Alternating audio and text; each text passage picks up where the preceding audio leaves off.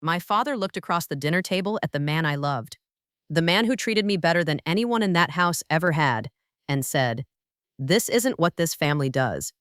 Not who he is, not what he's done, just what this family does." That was the moment I understood. I was never his daughter. I was just a reflection he needed to control. Until he needed me to save everything. If your father ever made you feel like you were only worth something when you were useful to him, drop a "me too" in the comments.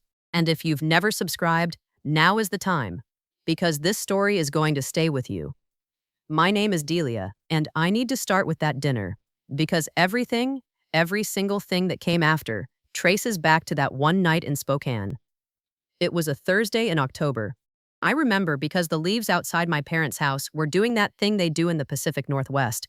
That deep, burning orange that looks almost too beautiful to be real. I had spent 2 weeks working up the courage for this dinner. 2 weeks rehearsing what I would say, how I would introduce Brennan, how I would frame it so my father would see what I saw. A good man, a patient man, a man who listened when I talked and never once made me feel small. I should have known better. Brennan and I had been together 8 months by then. We met at the logistics company where I worked as an operations coordinator. He was brought in to manage a new freight account. And on his very first day, he held the elevator door open for me, even though I was clearly going to make him late for his own meeting. That was Brennan. That small thing told me everything. We started talking over bad break room coffee, then over dinner, then over everything. He was kind in a way that felt almost unfamiliar to me. Steady, the kind of man who remembered the small things.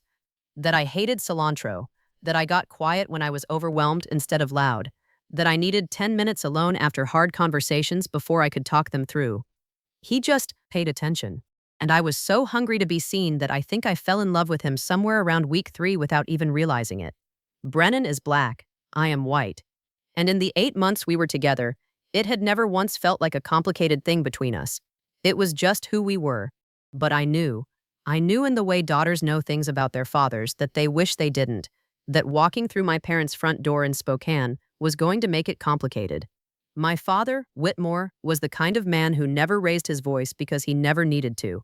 He had this way of going very still and very quiet when he disapproved of something, and somehow that silence was louder than any yelling I had ever heard.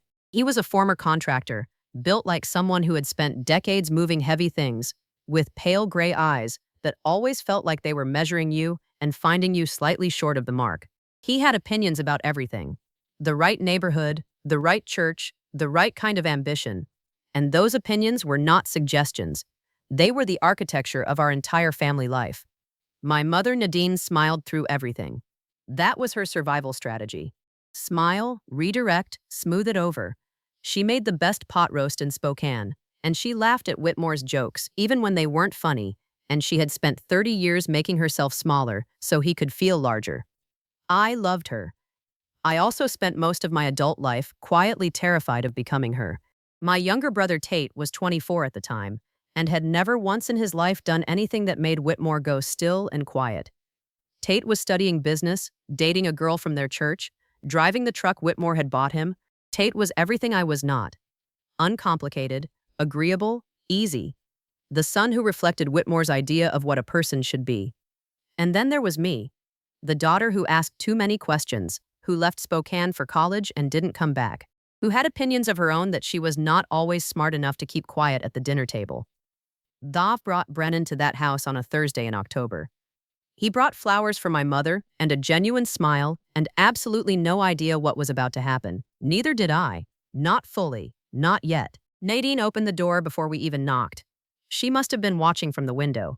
She hugged me fast and tight, the way she always did when she was nervous, and then she turned to Brennan with that wide, practiced smile and said, "Well, come on in. It's cold out there." Warm enough. But her eyes cut to the hallway behind her before she'd even finished the sentence, checking, always checking, for Whitmore's reaction before she allowed herself to have one of her own.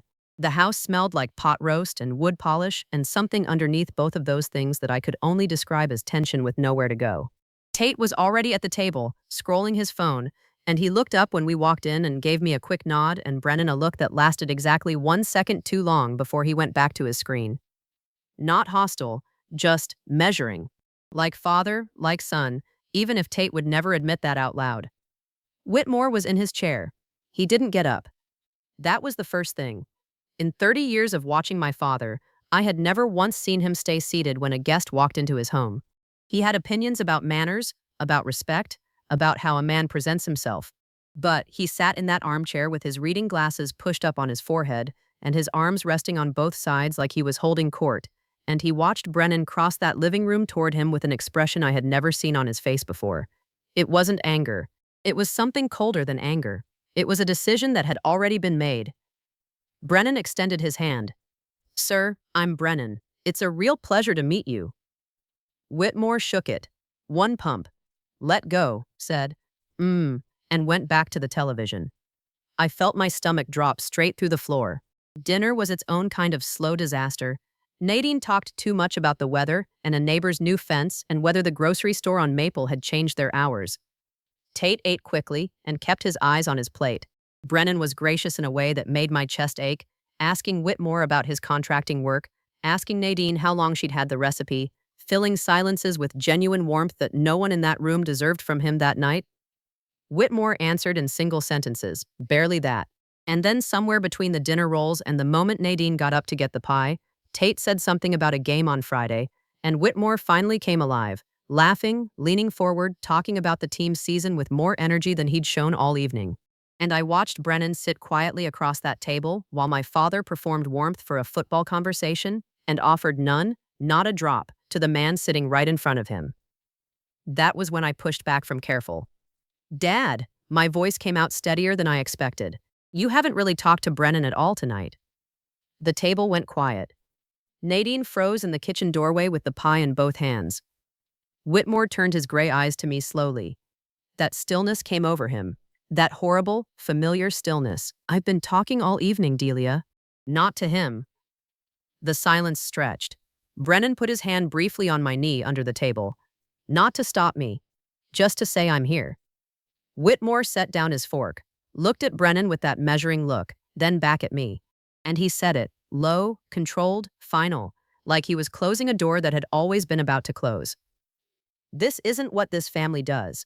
Not I don't approve. Not I have concerns, just that." A cold little sentence that was really about ownership, about a daughter who was supposed to reflect something specific back at him, and had failed in a way he found unforgivable. Brennan didn't flinch. He was so much better than all of us in that room. I looked at my father, really looked at him, and something shifted in me, not loudly, not with tears or raised voices, just a quiet, terrible clarity.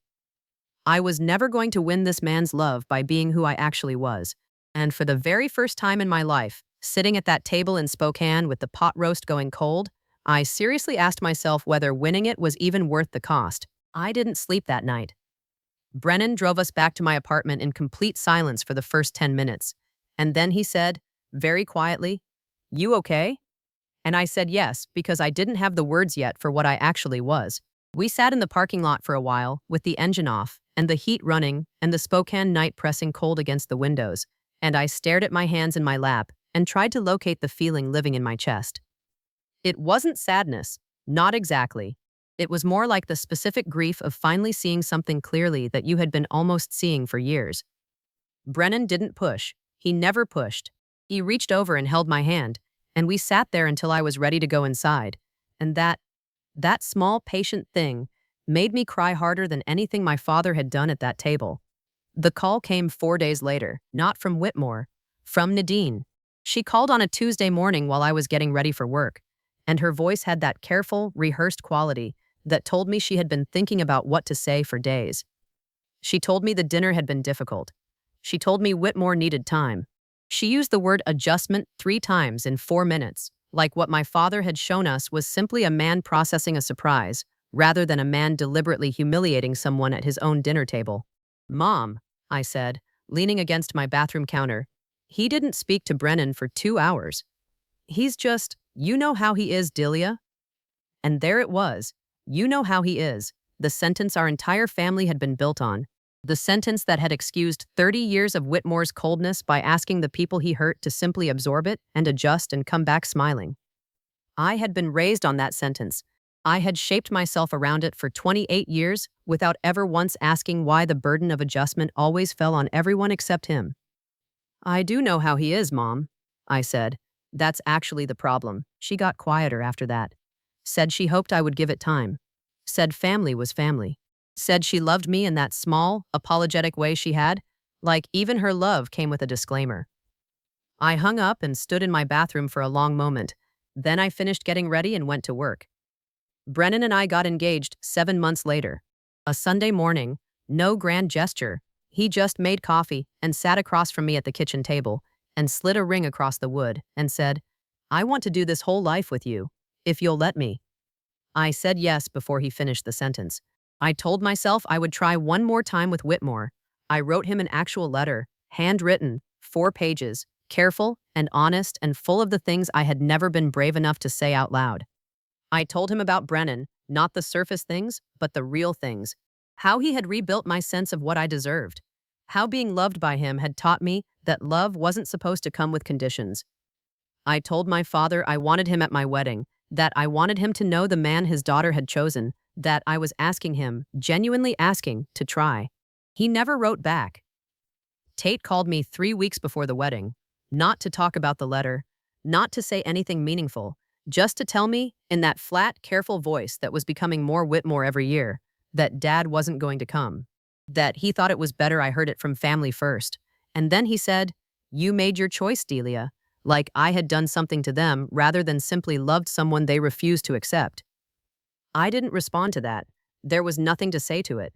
The morning of my wedding, I was in the bridal suite at the small venue we had booked, nothing extravagant, just a restored farmhouse outside Spokane with string lights and wildflowers and exactly the people who actually loved us. My best friend Carla was doing my hair, and we were listening to music, and it was genuinely beautiful, and then my phone buzzed on the vanity. A voicemail from Whitmore. Carla saw my face change and put her hands on my shoulders and said, "You don't have to listen to it." But I did. I don't know why. Maybe I was still, even then, hoping for something different. His voice was flat and final.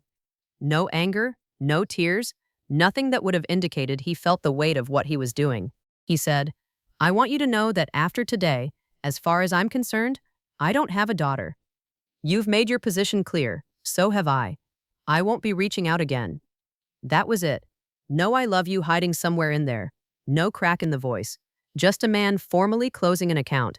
I stood at my own wedding altar 2 hours later, with Brennan's hands in mine, and sunlight coming through the farmhouse windows, and the people who had chosen to show up filling every chair. And I was happy, genuinely, deeply happy, and heartbroken at the exact same time. Because that is the specific cruelty of a father like Whitmore. He didn't just miss my wedding. He made sure I would carry him into it anyway. 5 years is a long time. Long enough to build something real. Long enough to stop flinching every time the phone rang and it wasn't him. Long enough to stop rehearsing conversations in your head with a man who had made it abundantly clear he was done having them. Brennan and I settled into a life that was quieter and fuller than anything I had known growing up in that Spokane house. We bought a small craftsman on a street with old maple trees, the kind of house that needed work and rewarded patience, which felt appropriate for us. Brennan refinished the hardwood floors himself over 3 weekends. I painted every room a different color, and he never once told me any of my choices were wrong. We had friends over for dinner. We argued about small things and talked through big things and built the kind of ordinary, sturdy life that people who grew up in chaotic homes spend years not believing they're allowed to have.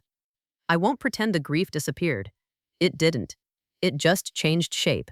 In the first year, it was sharp, catching me off guard at random moments, seeing a father walk his daughter down an aisle in a movie and having to leave the room.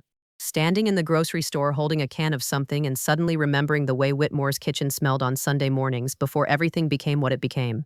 Missing not the father he was, but the father I had spent my whole childhood believing he might eventually become. By the second year, it had softened into something more like a low hum. Present, but manageable.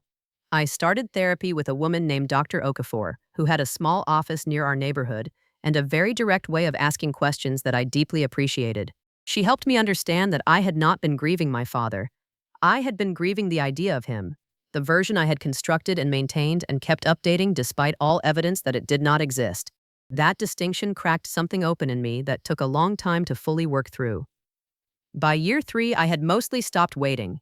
Nadine reached out occasionally, birthday texts, a Christmas card, a brief call once when she wasn't feeling well that lasted 11 minutes, and carefully avoided every real subject.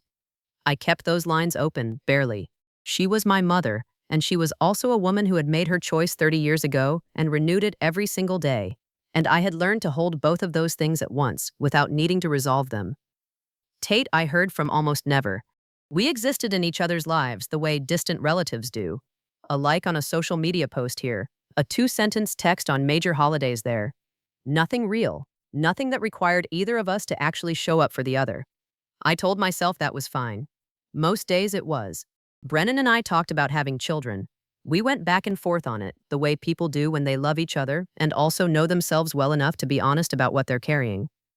I told him I was afraid of replicating something I couldn't fully name. He told me that was exactly why I wouldn't. We weren't there yet, but the conversation lived in our house like a plant we were both quietly tending. And then on a Wednesday afternoon in March, 5 years and 4 months after my wedding, my phone rang and Tate's name appeared on the screen. I stared at it for 2 full rings. We did not do Wednesday afternoon phone calls. We did not do phone calls at all, really. Texts, occasionally. Not this, I answered. Hey.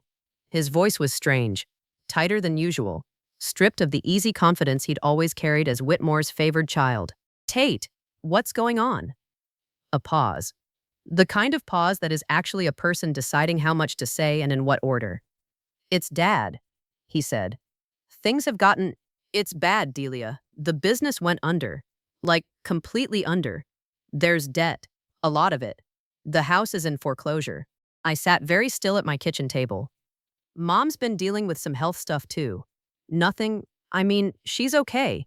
But she's been stressed and it's making things worse and I just... He stopped. Started again.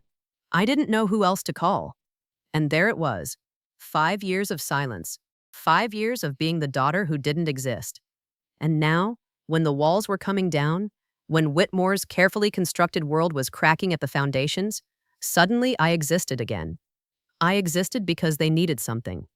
I kept my voice very even. How bad is the foreclosure situation? 3 months behind, maybe 4. The bank has started the process. And Dad knows you're calling me? Another pause, longer this time. It was his idea, Tate said quietly. I closed my eyes. I didn't say anything for a long moment after that. Just sat there with the phone against my ear and the afternoon light coming through the kitchen window and Tate's breathing on the other end of the line, waiting. And I thought about a voicemail, a flat, final voice saying, as far as I'm concerned, I don't have a daughter. I thought about a dinner table and a man who wouldn't stand up to greet the person I loved.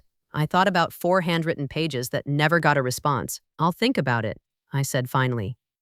Tate exhaled, like he'd been holding that breath since he dialed. Delia. I said, I'll think about it, Tate. I hung up. I sat at that kitchen table for a long time after. The house was quiet around me. Brennan was still at work. The maple trees outside were doing their early March thing where they looked completely dead but weren't, and I had this strange, weightless feeling like I was hovering slightly outside my own body, watching a woman process something enormous in a very still kitchen. My first feeling was something I'm not proud of. It was satisfaction. Not joy, not cruelty, just this raw, involuntary pulse of so now you need me. After 5 years of being erased, after a voicemail on my wedding morning, after a letter that deserved at least the dignity of a response and got nothing. Some part of me, the wounded, exhausted part, wanted to let the phone ring and the house foreclose and Whitmore sit in the rubble of everything he'd built on control and contempt and figure out what his pride was actually worth. I'm telling you that because it's true and because I think any woman who has survived a father like mine would understand it completely. But I'm also telling you that I didn't stay in that feeling. Because that's not actually who I am. Brennan came home at 6 to find me still at the kitchen table with a cold cup of tea and what must have been a very specific expression on my face because he set his bag down, sat across from me, and said simply, "What happened?" I told him everything. All of it, straight through, without editorializing. The call, what Tate said, the foreclosure, the debt, Nadine's health, and the part that landed heaviest, that it was Whitmore's idea to reach out. Brennan listened the way he always listened. completely, without interrupting or getting ahead of the story. When I finished, he was quiet for a moment. Then he said, "How are you feeling?" "I don't know yet," I said honestly. He nodded like that was a perfectly reasonable answer. "You don't have to decide anything tonight." "I know. And whatever you decide," he said, holding my eyes, "I'm with you." "But Delia," he paused, choosing his words carefully the way he did when something mattered. "Remember what it cost you last time you went into that family trying to make something work that they weren't willing to meet you on. I'm not telling you what to do. I just don't want you to forget what that felt like." Reached across the table and held his hand and didn't say anything because there wasn't anything to say. He was right. He was completely right. And he had said it without a single drop of bitterness toward people who had treated him with open contempt at a dinner table 5 years ago, which told me everything I would ever need to know about the difference between the man I had married and the man who had raised me. 2 days passed. On the third day, my phone rang again. Not Tate this time. Whitmore. I stared at that name on my screen and felt something move through my body that I couldn't entirely classify. Not quite fear, not quite anger. Something older than both of those things. The particular feeling of a child who learned very early that a phone call from this man required immediate emotional preparation. I answered. "Delia." His voice was different, still recognizable, still that low, controlled register, but something underneath it had shifted. A hairline fracture in the foundation. He sounded older. He sounded like a man who had spent several days working up to something and wasn't entirely sure he could deliver it. "Whitmore," I said. I hadn't called him Dad in 5 years. He didn't comment on it. A pause. "I suppose Tate talked to you." "One tea." "He did." Another pause, longer. I didn't fill it. I had spent my entire childhood filling his silences so he wouldn't have to sit in his own discomfort, and I was done with that particular habit. "Things have gotten difficult," he said finally. "So I heard." "The business," he stopped, started again. "I made some decisions that didn't pan out the way I expected. We're in a situation." I noticed he said we when he meant I. I noticed he said situation when he meant crisis. I noticed there was no apology anywhere in the first 90 seconds of this conversation, just a man narrating his circumstances to the daughter he had formally disowned and apparently expecting her to fill in the rest. "What is it you're asking me, Whitmore?" The silence this time was different, heavy, like something shifting under enormous pressure. "I'm asking," he said, very quietly, "if you might be in a position to help." And there it was, stripped of all the careful language and the pauses and the framing, just a straight ask from a man who had once left a voicemail telling me I no longer existed, now calling to find out what I was worth to him in a crisis. I felt something crystallize in my chest. Not rage, not tears. Something cleaner than both. "I'll think about it," I said. "But if we're going to talk about this, really talk about it, it won't be on the phone. And it won't be on your terms." He didn't respond immediately. "Okay," he said finally. Just that. "Okay." From a man who had never in my memory conceded a single inch of conversational ground. I hung up and sat with the quiet for a long time. Then I called Dr. Okafor. Dr. Okafor picked up on the second ring.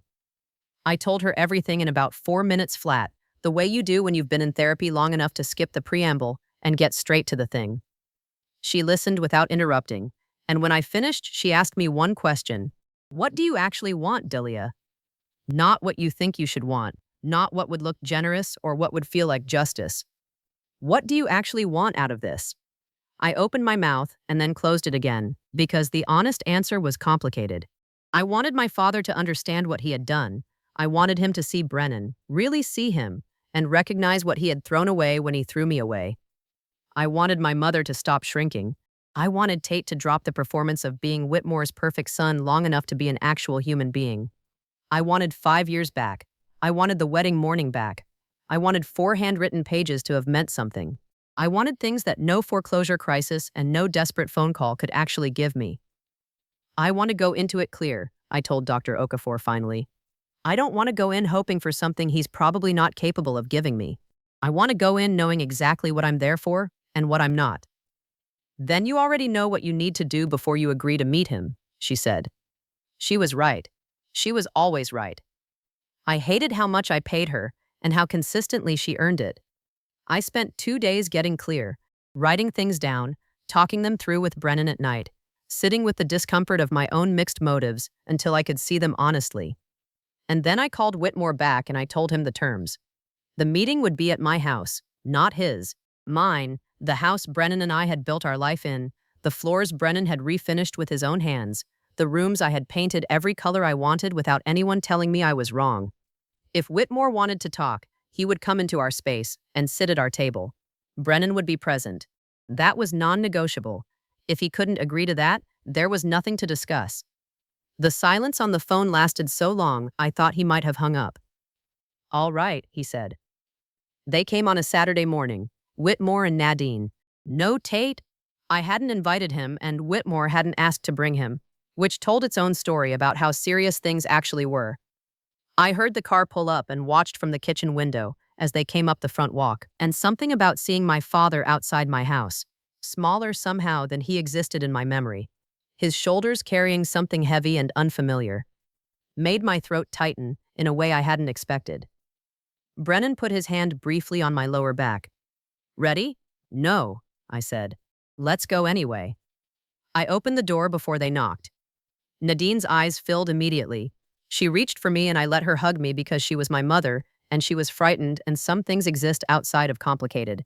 She smelled like the same perfume she'd worn my entire life, and that smell did something to me I didn't have time to fully process. Whitmore stood on my porch and looked at me, and then his eyes moved past me to Brennan standing in our hallway, and something crossed his face that I watched very carefully. It wasn't the cold dismissal of that dinner table 5 years ago. It was something more uncomfortable than that. Something that looked almost like confronting a consequence. "Whitmore," Brennan said. Even, calm, not warm but not cruel, just a man standing in his own home, acknowledging another man's presence with more grace than that man had ever extended to him. Whitmore said, "Brennan," and he met his eyes when he said it. It was a small thing. It was also the first time in 5 years, and it cost him something visible to do it. We sat at the kitchen table. I had made coffee because my hands needed something to do that morning, and also because I was not going to let Whitmore's crisis strip me of my own hospitality in my own home. For the first few minutes, he talked about the business, the contracts that fell through, the debt he had taken on during what he called an expansion that got ahead of itself, the foreclosure timeline. He was precise about the numbers the way contractors are, specific, factual, no unnecessary emotion. Nadine sat beside him with her hands folded and her eyes moving between us, and then he stopped talking about the business. The kitchen went very quiet. Whitmore looked down at the table, then up at me. And for the first time in my life, I watched my father look genuinely uncertain, not calculating his next move, not measuring me for a verdict, just uncertain, like a man standing at the edge of something he didn't know how to cross. "I know I don't have any right to be sitting here," he said. I didn't say anything. What I did, he stopped. His jaw tightened. This part was costing him more than the financial summary had. The way I handled things. With you. With the two of you. His eyes moved briefly to Brennan. It wasn't right. It wasn't. Another stop. I told myself it was about what I thought was best for the family, for you. But sitting here now, I know that's not. He exhaled slowly. That's not what it was. The kitchen was so quiet I could hear the maple trees outside. "What was it?" I asked.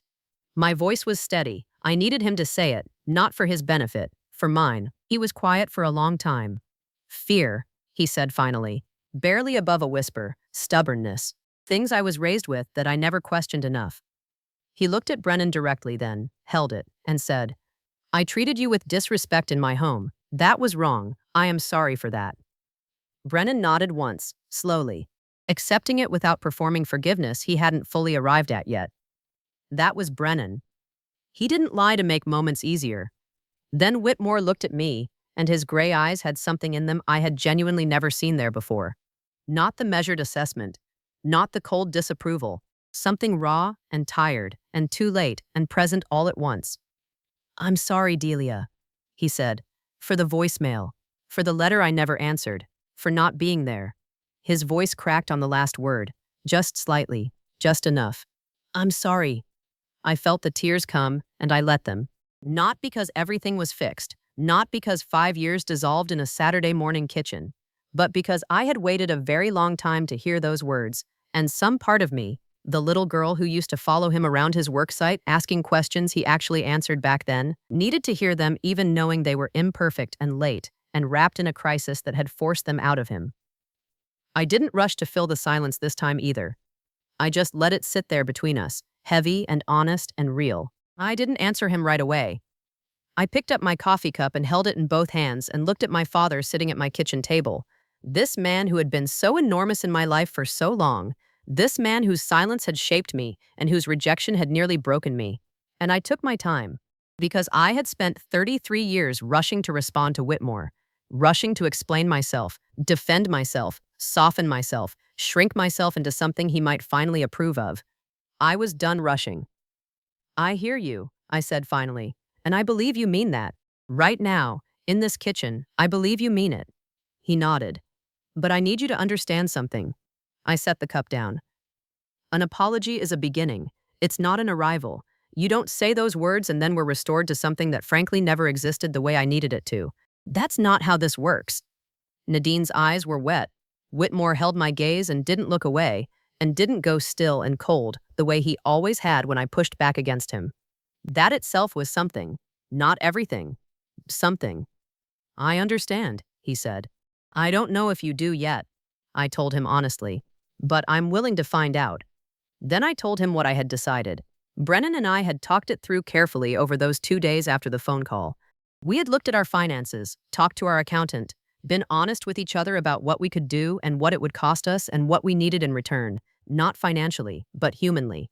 And we had arrived at something that felt right, not generous to the point of self-erasure, not punishing to the point of cruelty, just honest. We would help with 3 months of mortgage payments, enough to stop the immediate foreclosure process and give Whitmore time to work with the bank on restructuring. It was not a small amount of money. It was also not money that would break us, which mattered because I refused to martyr myself for a man who had once told me I didn't exist. In return, I asked for 2 things. The first was simple and non-negotiable. Brennan would be treated with full respect going forward, not tolerance, not polite endurance, respect. If that couldn't happen, none of the rest of it could happen either. The second thing I asked for surprised even Whitmore. I asked him to go to therapy. Not couples therapy with Nadine, not family therapy with all of us, just him, alone, with a professional, working through whatever it was that had made him the kind of man who could leave a voicemail like that on his daughter's wedding morning and sleep that night. I told him I wasn't asking him to become a different person overnight. I was asking him to be willing to look at himself honestly for the first time. Because if he wasn't willing to do that, any relationship we built from here would just be the same architecture with fresh paint, and I had already lived in that house. I knew what it did to people. He looked at me for a long time. "That's fair," he said quietly, and something in my chest, something that had been clenched tight since I was approximately 8 years old, standing in his workshop wanting him to look at me the way he looked at Tate, loosened, just slightly, just enough to breathe differently. Nadine reached across the table and put her hand over mine, and didn't say anything, and I let her keep it there. Brennan sat beside me the entire time, and never once made it about himself, and never once demanded that I perform a version of this moment that was tidier or more resolved than it actually was. He just stayed present, the way he always stayed present. The way I had learned, by loving him, that love was actually supposed to feel. They left an hour later. Whitmore paused at the front door and turned back and looked at Brennan one more time with those gray eyes and said, "You've taken good care of her." His voice was rough around the edges. "I can see that," Brennan said. "She takes care of herself. I just get to be there while she does it." Whitmore almost smiled. Not quite, but almost. And then they were gone, and Brennan closed the door, and I stood in my hallway and exhaled for what felt like the first time in 5 years. That was 7 months ago. Whitmore started therapy 3 weeks after that Saturday. I know because Nadine told me, and because he told me himself on a phone call that lasted 22 minutes and was more honest than any conversation we'd had in my entire life. We are not restored. We are not the father and daughter I spent years aching to be. But we are something careful and new and built on honesty instead of performance. And I am old enough now to know that might be the best version of this that was ever available to us. The foreclosure was halted. Whitmore is working with the bank. The house is still standing. My house is still standing too. The one Brennan and I built. The one with the refinished floors and the rooms painted every color I wanted. That house has never been stronger. I think about that woman sometimes. The one who stood in a bathroom on her wedding morning holding a phone in a white dress, listening to her father tell her she no longer existed. I want to tell her something. I want to tell her that the life waiting on the other side of that moment is so much bigger and warmer and more real than anything she could have built trying to make herself acceptable to a man who wasn't ready to see her. I want to tell her she was never the problem, and I want to tell her that the man standing at the end of that aisle, patient, steady, kind in the way that actually counts, was worth every cold silence and every unanswered letter and every single hard year it took to get there. She already knew. She just needed the years to prove it.